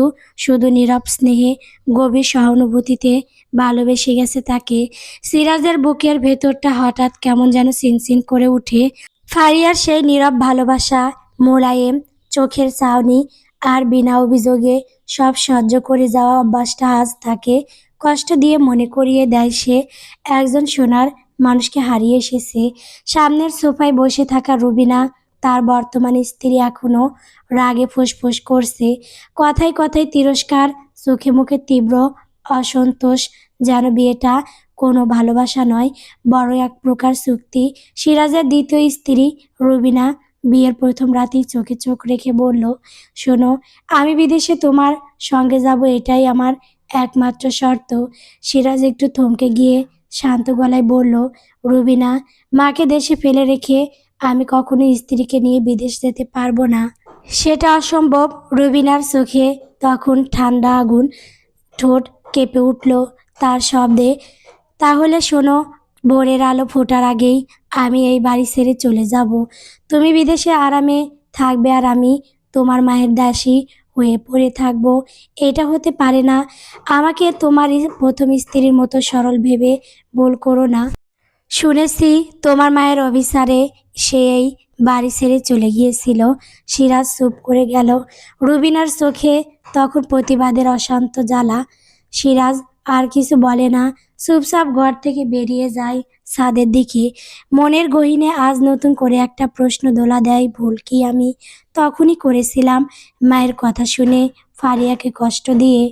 সিরাজ এবার বিয়ে করেছে ভেবেছিল নতুন করে জীবন শুরু করবে, পুরনো সম্পর্কের যন্ত্রণা ভুলে। এবার নতুন স্ত্রী রুবিনার সঙ্গে একটা সুন্দর জীবন গড়বে। কিন্তু বিয়ের প্রথম রাতেই যেন সেই স্বপ্নটা চূর্ণ বিচূর্ণ হয়ে গেল। বিয়ের আজকে দ্বিতীয় রাতে রুবিনা চুপ করে বসেছিল বেশ কিছুক্ষণ। তারপর সরাসরি বলল, আমার শর্ত একটাই, আমাকে তোমার সাথে বিদেশে নিয়ে যাবে। আমি এই বাড়িতে পড়ে থাকতে পারবো না। সিরাজ একটু গলা খাঁকিয়ে দিয়ে বলল, রুবিনা, আমি তো আগেই বলেছি মাকে ফেলে যেতে পারবো না। উনি এখন একা, বয়স হয়েছে, বিদেশে ওনাকে নেওয়া সম্ভব নয়। রুবিনার চোখে বিদ্রূপ। তুমি সব সময় মায়ের জন্যই তো সব করো। ঠিক এই কারণেই তোমার প্রথম স্ত্রী চলে গেছে, তাই না? সে তো মায়ের সব কথাই মাথা নত করেও শেষমেশ অপমান সয়ে সয়ে বিদায় নিয়েছে। আমি সেরকম নই। সিরাজ সিরাজ গলা শক্ত করল, তুমি কি বলছো এসব? মা তোমার শত্রু নন। তিনি শুধু চান সংসারটা যেন ভেঙে না যায়, যেমন আগের বার হয়েছিল। রুবিনা উঠে দাঁড়িয়ে জানালার কাছে গেল, পর্দা সরিয়ে ভোরের দিকে তাকিয়ে বলল, তোমার মা চায় সংসারটা তার মতো করে চলুক, আর আমি চাই একটা স্বাভাবিক জীবন, যেখানে আমি আমার স্বামীকে নিজের করে পেতে পারি। আমাকে নিয়ে যদি তোমার কোনো দায়বদ্ধতা না থাকে, তাহলে এই সম্পর্ক নিয়ে আমার কোনো আগ্রহ নেই। সিরাজ নীরব, তার চোখে তখনও ভেসে উঠছে প্রথম স্ত্রী ফারিয়ার মুখ। রুবিনা আবার বলল, ভোরের আলো ফোটার আগে সিদ্ধান্ত নাও। সিরাজ, আমি তোমার মার ছায়ায় নিজেকে হারাতে রাজি নই। শেষমেশ অশান্তি আটকাতে সিরাজ বাধ্য হয়ে রাজি হয়ে যায় রুবিনাকে বিদেশে নিয়ে যেতে। ভোরের আলো ফোটার আগ মুহূর্তে ঘর জুড়ে যেন একটা থমথমে নীরবতা। রুবিনা তখন জানালার পাশে দাঁড়িয়ে, মুখে দৃঢ়তা, চোখে অপেক্ষা। সিরাজ সারা রাত ঘুমাতে পারেনি। বিছানায় এলিয়ে থাকা শরীরটাই যেন শত কিলোর ভার। মা এক পাশে, রুবিনা আরেক পাশে, দুজনের মাঝে আটকে গেছে সে। কিন্তু আরও একটা সংসার ভেঙে যাক, এটা সে চায় না। নীরবে উঠে এসে রুবিনার সামনে দাঁড়ালো সিরাজ, গলার স্বর শান্ত কিন্তু গভীর। তুমি চাও আমি তোমাকে বিদেশে নিয়ে যাই, তাই তো? রুবিনা মুখ ঘুরিয়ে তাকালো, কিছু বলল না, শুধু তাকিয়ে থাকলো তার দিকে। সিরাজ গভীরভাবে নিঃশ্বাস নিয়ে বলল, ঠিক আছে, আমি তোমাকে নিয়ে যাব, তবে শুধু তোমার জন্য নয়, এই সংসারটা টিকিয়ে রাখার জন্য। রুবিনার চোখে তখন এক ঝলক বিস্ময়। সে ভাবেনি সিরাজ এত সহজে রাজি হবে। কিন্তু মুখে জয়ের হাসি ঝুলিয়ে সিরাজকে জড়িয়ে ধরে বলল, দেখবে এবার আমরা অনেক সুখী হব। আমি তোমার পাশে থাকব, যদি তুমি আমার প্রাপ্য সম্মানটা দাও। সিরাজ মাথা নিচু করে চুপচাপ দাঁড়িয়ে থাকলো। ভেতরে কোথাও একটা হাহাকার জেগে উঠল। আগেই যদি এই সিদ্ধান্তটা নিতে পারত, ফারিয়াকে যদি তার সাথে নিয়ে যেত, তাহলে সংসারটা ভেঙে যেত না, নিশ্চয়।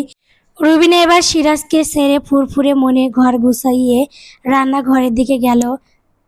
আর সিরাজ দাঁড়িয়ে রইল ভাঙা এক দ্বিধার মধ্যে। বাইরে তখন ভোরের আলো পুরোপুরি ছড়িয়ে পড়েছে। সকালবেলা ঘরের কোণে চুপচাপ বসেছিলেন শাহিনা বেগম। হঠাৎ করেই ছেলের মুখে শুনলেন সেই কথা, যেটা তার জীবনের সবচেয়ে বড় আঘাত হয়ে এলো। সিরাজ নিচু গলায় বলেছিল, মা, রুবিনাকে আমার সঙ্গে বিদেশে নিয়ে যাব ভেবেছি, অনেক ভেবেচিন্তেই সিদ্ধান্তটা নিয়েছি। শুনেই শাহিনা বেগমের মুখ থমকে গেল। কপালে হাত ঠেকিয়ে ধীরে ধীরে উঠে দাঁড়ালেন। চোখে জল জলে রাগ, কণ্ঠে অভিমানের বিস্ফোরণ। তুই কি বললি সিরাজ? তোর বউ বিদেশে যাবে? আমি বেঁচে থাকতে এ বাড়ির বউ পা বাড়াতে পারবে না দেশের বাইরে? সিরাজ থমকে দাঁড়িয়ে গেল। এরকম তীব্র কণ্ঠে মা তাকে কতদিন পর ডেকেছে কে জানে।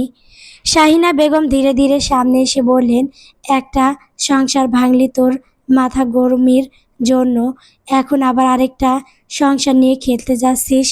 এই বউ তোর সঙ্গে যাবে আর আমি একা পড়ে থাকবো এই বৃদ্ধ বয়সে? কোনো সাহসে বলে সেসব? সিরাজ গলা নিচু করে বলল, মা, আমি এবার সব ঠিক রাখতে চাই। ঝগড়া, দ্বন্দ্ব, ভাঙন আর নয়। ওকে না নিয়ে গেলে সংসারে আবার অশান্তি শুরু হবে। শাহিনা বেগম কেঁপে কেঁপে বললেন, তুই তো সেই ছেলে যে মায়ের চোখে চোখ রেখে কথা বলতি না কখনো। আজ তুই মায়ের মুখের ওপর বলছিস তোর বইয়ের ইচ্ছেই শেষ কথা। ঘরে তখন থমথমে নিস্তব্ধতা। বাইরে পাখিরা ডাকছে, অথচ ভেতরে এক অদৃশ্য যুদ্ধ শুরু হয়ে গেছে এক মা, এক স্ত্রীর মধ্যে। আর মাঝখানে জর্জরিত এক ছেলে।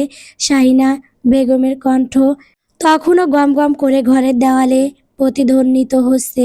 রুবিনা সব শুনছিল রান্নাঘর থেকে। আর সহ্য হলো না তার। ধীরে পায়ে সে বসার ঘরে প্রবেশ করলো। মুখে স্বাভাবিক দৃঢ়তা, চোখে আত্মবিশ্বাস। আমার কথাই ঠিক হয়েছে তাহলে? আমি জানতাম একদিন না একদিন আমাকে এভাবে থামানোর চেষ্টা হবে, তাই প্রথম থেকেই সিদ্ধান্ত নিয়েছি এখানে থাকা আমার পক্ষে সম্ভব নয়। শাহিনা বেগম তাসসিলের চোখে তাকিয়ে বললেন, এই ঘরের নিয়ম আমি করি, বউদের জেদে ঘর চলে না। রুবিনা বিন্দুমাত্র ভয় পেল না। শান্ত গলায় কিন্তু তীব্র সুরে বলল, আপনি হয়তো ভুলে গেছেন আমি আপনার পুত্রবধূ, আপনার দাসী নই। আমি কোনো অন্যায় দাবি করিনি। আমি শুধু আমার স্বামীর পাশে থেকে একটা সম্মানজনক জীবন চেয়েছি। তা যদি না পাই, তবে এই সম্পর্ক টিকিয়ে রাখার মানে কি? সিরাজ হস্তক্ষেপ করতে চাইল। রুবিনা, তুমি চুপ করো। কিন্তু রুবিনা থামালো না তাকে।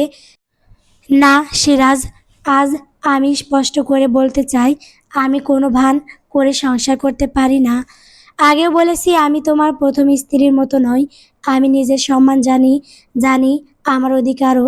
তুমি যদি তোমার মায়ের কথার বাইরে যেতে না পারো তাহলে আমিও আমার সিদ্ধান্তে অটল থাকব। শাহিনা বেগম দাঁতে দাঁত চেপে বললেন, তাহলে বেরিয়ে যা এ ঘর থেকে। আমি তোর মতো মেয়েকে এই সংসারে রাখতে চাই না। রুবিনার ঠোঁটে হালকা একটা তিক্ত হাসি ফুটে উঠল। বলল, আপনি নিজে ভাবুন, বারবার ঘর ভাঙার কারণে আপনি নিজে নন তো। ঘরে আবারও নীরবতা।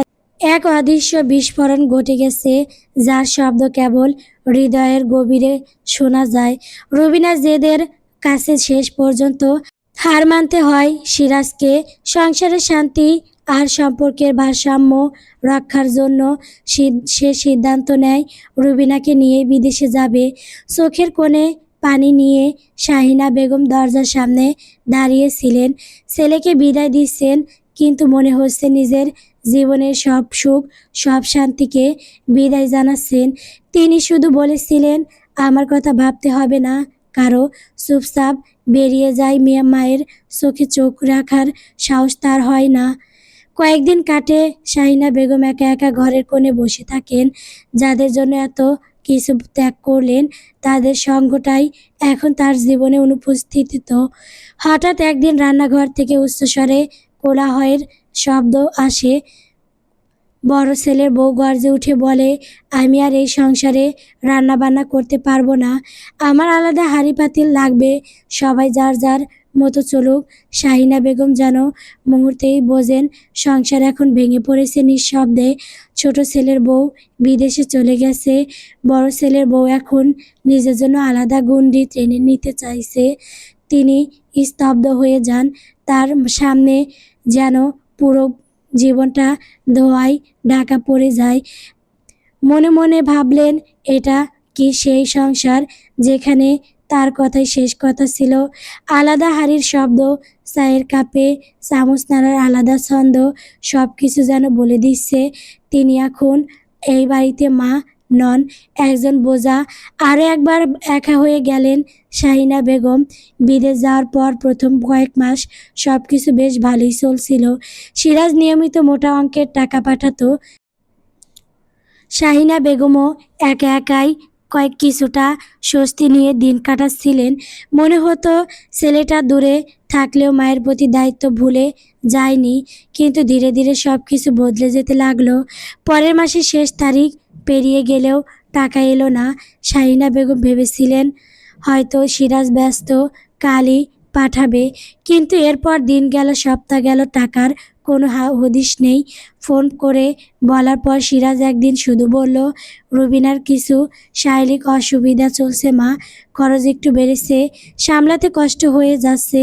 শাহিনা বেগম কিছু বলার ভাষা খুঁজে পেলেন না। এদিকে ঘরে চাল, ডাল, তেল সব ফুরিয়ে আসছে। হাতের গয়না, কিছু সঞ্চয়, সেসবই আগেই গিয়েছে ছেলেদের ভবিষ্যতের পিছনে। বড় ছেলে, সে তো এমনিতেই কিছু দিত না, মুখে বলতো ছোট ভাই তো বিদেশে, ওর দায়িত্ব। আমারও তো নিজের সংসার চালাতে হয়। যা কিছু আসতো সবই সিরাজের হাত ধরে আসতো। এখন তাও বন্ধ। শাহিনা বেগম চুপচাপ বসে থাকেন বারান্দায়। আগের সেই গর্বিত মুখ আর নেই। এখন তিনি শুধু ভাবেন, আমি যে এই সংসারটা গড়েছিলাম বুক পেতে, আজ আমি এই ঘরেই এত বোঝা হয়ে গেলাম কেন? ফারিয়া মোটামুটি ভালো রেজাল্ট করেছে। প্রথম বর্ষের ফলাফল দেখে সে নিজেই নতুন করে স্বপ্ন দেখতে শুরু করেছে। এখন সে দ্বিতীয় বর্ষে পড়ছে, আর তার চোখে শুধু এখন একটাই লক্ষ্য, ফার্স্ট ক্লাস পেতেই হবে। দিনরাত পরিশ্রম করে যাচ্ছে মেয়েটা। ক্লাস, নোট তৈরি, লাইব্রেরিতে ঘন্টার পর ঘন্টা বসে থাকা, সব কিছুতেই সে এখন অনেক বেশি মনোযোগী। পরিবারের দায়িত্ব, নিজের ভবিষ্যৎ আর একটু সম্মানজনক জায়গা দখলের তাগিদ যেন তাকে দৌড়ের ওপর থাকতে হয়। সে জানে সাফল্য সহজে ধরা দেয় না, তাই ফারিয়া হার মানতে শেখেনি। সে বিশ্বাস করে পরিশ্রম কখনো ব্যথা যায় না। ইদানিং বিশ্ববিদ্যালয়ে ফারিয়ার নতুন কয়েকজন বান্ধবী হয়েছে। ক্লাসে তার নিয়মিত উপস্থিতি ও ভালো পারফরমেন্স সবার নজর কেড়েছে। বিশেষ করে ছেলেরা মাঝে মাঝেই সেদে কথা বলার চেষ্টা করে, কিন্তু ফারিয়া সৌজন্য বজায় রেখেই কৌশলে তাদের এড়িয়ে চলে, কারণ সে জানে ইসলামে বেপরদা মেলামেশা নিষিদ্ধ। একজন প্রকৃত মুসলিম হিসেবে এই বিধান মেনে চলা তার জন্য শুধু দায়িত্ব নয়, বরং ঈমানেরই একটি অংশ। বিশ্ববিদ্যালয়ের প্রাণবন্ত পরিবেশে যেখানে অনেকেই নিজেদের আদর্শ হারিয়ে ফেলে, সেখানে ফারিয়া যেন ব্যতিক্রম। এক দৃষ্টান্ত। তার চলনে, বলনে এবং ব্যবহারিক জীবনেও ইসলামী আদর্শের প্রতিচ্ছবি স্পষ্ট। সামাজিক মাধ্যমেও নিজেকে সীমাবদ্ধ রাখে। অপ্রয়োজনীয় কথোপকথন বা প্রদর্শন থেকে দূরে থাকে সে। তার এমন জীবনযাপন দেখে অনেকেই মুগ্ধ হয়।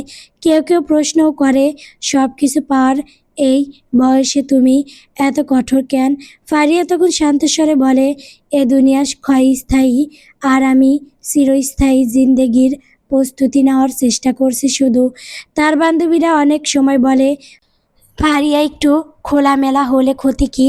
থ্রি পিস এবং সাথে হিজাব পরলেই হয়।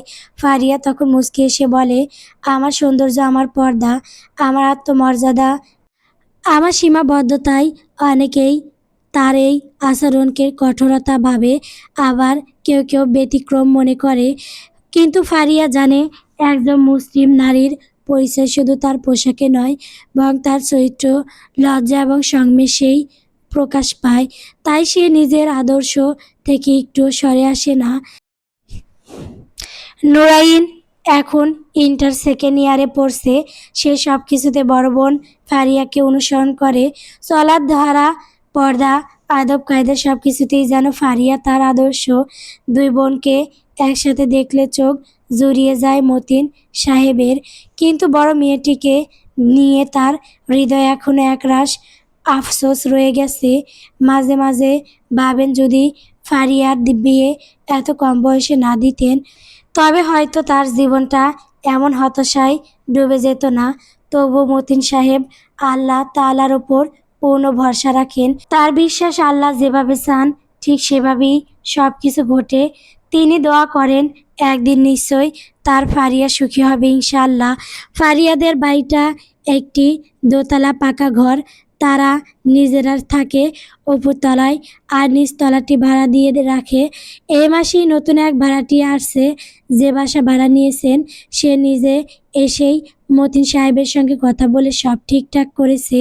জানা গেল ছেলেটি তার পরিবারসহ এখানে থাকবে। পড়াশোনা শেষ করে সে এখন চাকরির জন্য চেষ্টা করছে। মূলত এই অপেক্ষায় সময়টুকু পার করার জন্যই সে এই ছোট্ট বাসাটি ভাড়া নিয়েছে। নয়তো এমন সাধারণ একটি বাসায় থাকাটা তার পছন্দ হতো না বলে মনে করলেন মতিন সাহেব। কথাই বলেছিলেন স্ত্রীর সাথে। বাবার মুখে ভাড়াটিয়ার কথা শুনে নুরাইন ছুটে গেল বোনের কাছে। ফারিয়া তখন অবসরের মুহূর্তটুকু কাজে লাগিয়ে গল্পের বই নিয়ে বসেছে। বইয়ের পৃষ্ঠায় ডুবে থাকা সে যেন এক অন্য জগতে। বাস্তবের নুরাইনের ডাক তার কানে পৌঁছালেও মনের একাগ্রতা তাকে সেই জগতেই আটকে রাখে। বোনের কাছ থেকে কোনো প্রক্রিয়া না পেয়ে মুখ ভার করে ফিরে যায় নুরাইন। কিঞ্চিত অভিমান জমে ওঠে তার মনে। আর তখনই হঠাৎ ফারিয়ার হোশ ফিরে আসে। বই থেকে মুখ তুলে আশেপাশে তাকিয়ে বোনের উপস্থিতি টের পায় সে। নুরাইন কি বলেছিল মনে করার অনেক চেষ্টা করেও কিছুতেই ঠিকমতো মনে করতে পারে না ফারিয়া।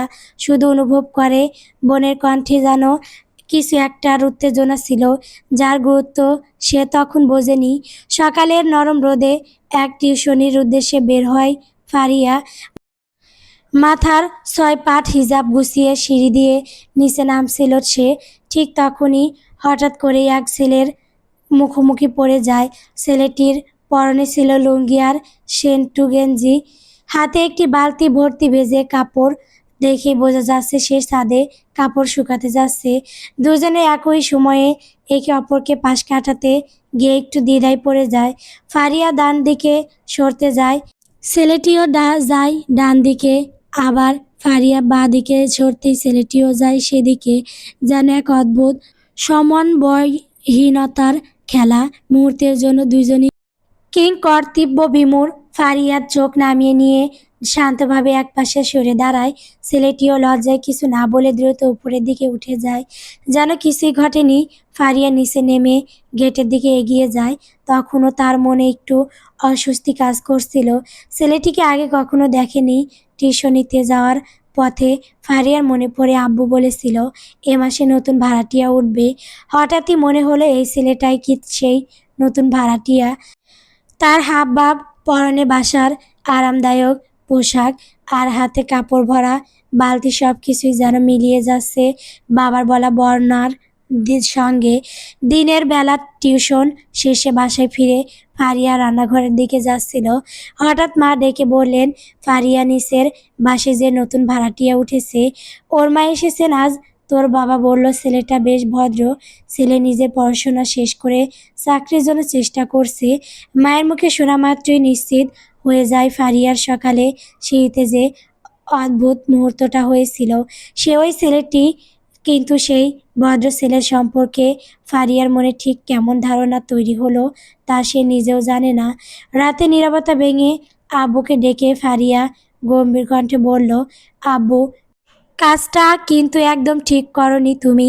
মতিন সাহেব কিছুটা বিস্মিত হয়ে মেয়ের দিকে তাকালেন। কোন কাজের কথা বলছিস মা? ফারিয়া বিরক্ত ভঙ্গিতে বলল, তুমি ভাড়াটিয়াদের ছাদে ওঠার অনুমতি দিলে কেন? জানো না তোমার দুটি মেয়ে আছে? পুরুষ মানুষ ছাদে যাওয়া মানেই যে কোনো সময় আমাদের মুখোমুখি হয়ে যাওয়া। এটা কি তোমার উচিত হয়েছে? মতিন সাহেব একটু অসহায় মুখে গভীর কণ্ঠে বললেন, আমি তো চাইনি এমন হোক মা, কিন্তু দেখ নিচতলাটা একদম অন্ধকার, ভিজে কাপড় শুকানোর মতো উপযুক্ত কোনো জায়গা নেই, তাই বাধ্য হয়েই ছাদ ব্যবহারের অনুমতি দিতে হয়েছে। ফারিয়া দীর্ঘশ্বাস ফেলে বলল, তোমার মেয়েদের নিরাপত্তার চেয়ে কাপড় শুকানোটা কি বেশি জরুরি ছিল আব্বু? মতিন সাহেব নিরুত্তর হয়ে মাথা নিচু করে বসে রইলেন। পরের কয়েকদিন ফারিয়া লক্ষ্য করল ছেলেটি খুব একটা বাড়ির বাইরে বের হয় না। এখন আর সকালবেলায় ছাদে কাপড় শুকাতে যেতে দেখা যায় না। তবে পরিবারের অন্যান্য সদস্যদের চলাচল আছে। তখন ফারিয়া বুঝতে পারে নিশ্চয়ই আব্বু কিছু বলেছে। তাছাড়া ফারিয়া চেষ্টা করে যতটা সম্ভব চোখে না পড়ে চলতে। সিঁড়িতে নামার সময় সাবধানে দেখে নেয় কেউ আছে কি না। নতুন ভাড়াটিয়া নিয়ে ওর মনে কেমন যেন এক অজানা অস্বস্তি। একদিন বিকেলে মা যখন রান্নাঘরে ছিলেন তখন নিচতলা থেকে একজন মহিলা ওপরে উঠে এলেন। বয়সে কিছুটা মধ্যবয়স্ক, মুখে মায়াবী হাসি। ফারিয়াকে দেখে জিজ্ঞেস করলেন, তোমার মা বাসায় আছে? ফারিয়া ভদ্রভাবে জবাব দিল। তারপর মাকে ডেকে দিল। একটু পরে জানতে পারল এ ভদ্র মহিলাই সেই ছেলেটির মা। নাম তার সাগরিকা চৌধুরী। ভদ্রমহিলা চলে গেলে শাহানা বেগম মুখ ফিরিয়ে ফারিয়ার দিকে তাকিয়ে মুচকি এসে বললেন, ছেলেটার নাম তাহসান, খুব ভদ্র এবং পরিশ্রমী। ওর মা বলছিল ছেলেটা কোনো মেয়ের সঙ্গে মিশে না, সবসময় পড়াশোনা নিয়েই থাকে। আজকালকার ছেলেদের মাঝে এমন ভাবা যায়। মায়ের কথা শুনে ফারিয়ার মনে হালকা একটা বিরক্তি জেগে উঠল। মানুষ ভদ্র হতেই পারে, তাই বলে এত মাথা ঘামানোর কি আছে? তবে মুখে কিছু না বলে চুপচাপ নিজের রুমে চলে গেল সে। দরজা খোলাই থাকলো, কিন্তু ফারিয়ার মনে যেন হালকা একটা বিরক্তির পর্দা নেমে এলো। ওদিকে শাহানা বেগম আর কিছু বললেন না। মেয়ের মুড বুঝে নিয়ে আবার রান্নার কাজে মন দিলেন। হাঁড়িতে তরকারি ঘ্রাণ ধীরে ধীরে ছড়িয়ে পড়ল পুরো বাড়িতে। তাহসান মিয়াজি একজন মেধাবী তরুণ ছাত্র। জীবনে সে ছিল বরাবরই প্রথম সারির। ফলাফল দেখে যে কেউ বলবে ভবিষ্যৎ নিশ্চয়ই উজ্জ্বল, কিন্তু বাস্তবতা বড়ই নির্মম। দীর্ঘদিন ধরে চেষ্টা করেও সে এখনো একটি ভালো চাকরির সন্ধান পায়নি। তবে তাহসান থেমে থাকেনি। বেকার হলেও বসে নেই সে। ঘরে বসে ছোটোখাটো কাজ করে কিছু অর্থ উপার্জন করছে। সেই আয়ে কোনো মতে চলে যাচ্ছে মা, বাবা আর ছোট বোনের খরচ। কিন্তু তাহসান জানে এভাবে আর কতদিন। জীবনের গতি এক জায়গায় আটকে থাকতে চায় না। আজ না হোক কাল তো তাকে বিয়েই করতে হবে। তখন তো এই সীমিত আয়ের সংসার চলবে না, এসব ভাবনা তাকে প্রতিনিয়ত দুশ্চিন্তার গভীরে ডুবিয়ে দেয়। ভবিষ্যতের অনিশ্চয়তা আর পরিবারের দায়িত্ব মিলিয়ে তাহসান এখন এক অদৃশ্য যুদ্ধের সৈনিক। চাকরির চেষ্টা চলছে প্রতিদিনই, কিন্তু এখনও সে কোনো নিশ্চিত সুযোগ আসেনি তাহসানের হাতে। তাই বাধ্য হয়েই ঢাকার এক সস্তা ভাড়ার বাসায় ঠাঁই নিতে হয়েছে তাকে। নিজের মতো করে কিছু একটা করার তার না থাকলেও বর্তমান বাস্তবতা যেন সবসময়ই টেনে ধরে তাকে। বাসাটা এমন এক গলির ভেতরে, যেখানে সূর্যের আলো ঢোকার সুযোগ নেই। রুমগুলো ছোট, চারপাশে এমন অন্ধকার আর ঘনত্ব যে দিনের বেলাতেও ঘরে বাতি জ্বালিয়ে থাকতে হয়। সবচেয়ে কষ্টদায়ক বিষয় হলো এ বাসায় কোনো আলো বাতাস প্রবেশের সুযোগ নেই।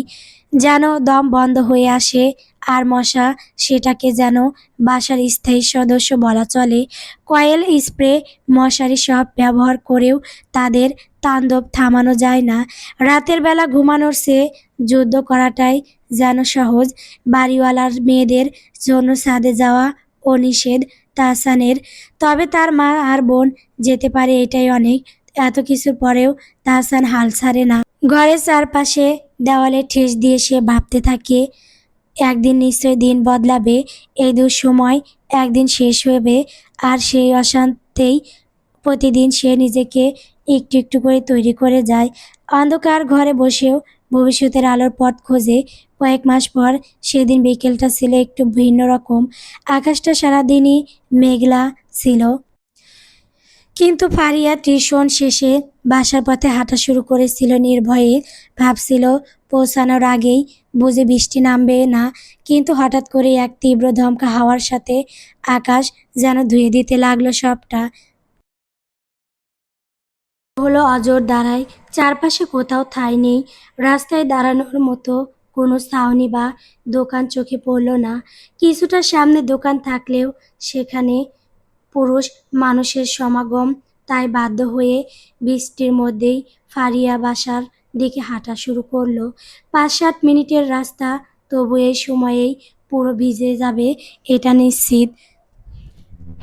হঠাৎ একটা পা দৌড়ে এসে থামলো তার পাশে। চোখের সামনে ছড়িয়ে গেল এক ছাতার ছায়া। ছেলেটি ভদ্রস্বরে বলল, ছাতাটা নিয়ে যান, না হলে জ্বর সর্দি লেগে যাবে। বছরের প্রথম বৃষ্টি শরীরের জন্য ক্ষতিকর হয়। ফারিয়া চমকে তাকিয়ে দেখে এই মুখটা তার অপরিচিত নয়। একদিন সিঁড়িতে মুখোমুখি হয়েছিল এই ছেলেটির সাথে। তাদের ভাড়াটিয়া, চোখে একরকম শান্ত ভদ্রতা, কণ্ঠে সতর্কতা, আর আচরণে এক ধরনের সম্মান। ফারিয়া কিছুটা অপ্রস্তুত হয়ে বলে, আপনার ছাতা আমাকে দিয়ে দিলে আপনি নিজেই তো ভিজে যাবেন। ছেলেটি মৃদু হেসে জবাব দেয়, আমি ভিজলে অসুবিধা নেই, আপনি কেবল নিরাপদে বাসায় পৌঁছান, এইটাই যথেষ্ট। সে মুহূর্তে ফারিয়ার বুকের ভেতর যেন হালকা কাঁপুনি উঠল। না ঠান্ডায়, না বৃষ্টিতে, এটা ছিল এক অজানা অনুভূতি। তবে কথায় কথা বাড়ে। ফারিয়া কথা আর বাড়াতে চাইছে না, সেজন্য ছাতাটা নিয়ে বাসার দিকে রওনা দিল। এদিকে তাহসান মনে মনে ভাবল, কি মেয়েরে বাবা, মানুষ একটা ধন্যবাদ তো দেয়। গল্প চলার শেষ প্রান্তে। গল্পটি ভালো লেগে থাকলে কমেন্ট করে বলবেন। নতুন নতুন গল্প পেতে সবাই চ্যানেলটিকে সাবস্ক্রাইব করবে, লাইক করবেন, পাশে থাকবেন। ধন্যবাদ।